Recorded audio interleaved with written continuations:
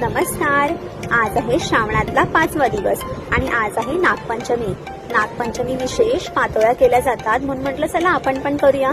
त्यासाठी मी इथे सारणाला 1 वाटी किसलेलं खोबरं आणि अर्धी वाटी गूळ घेतलंय.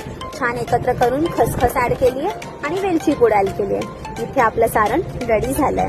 आता मी त्याच्या कवचसाठी 1 वाटी तांदळाचं पीठ घेतलंय आणि अर्धी वाटी दूध, अर्धी वाटी पाणी असं छान उकळ आणून दिले. त्याच्यामध्ये पीठ ऍड केलंय.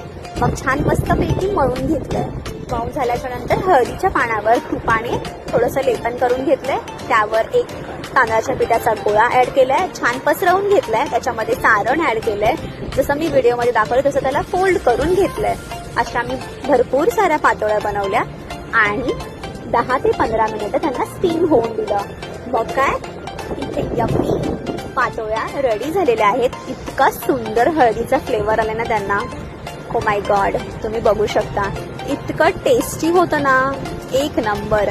सिरियसली आपल्या परंपरा किती छान आणि किती युनिक आहेत. मस्तच. तुम्ही नक्की ट्राय करा आणि मला सांगा. नागपंचमीच्या शुभेच्छा. Thank you so much.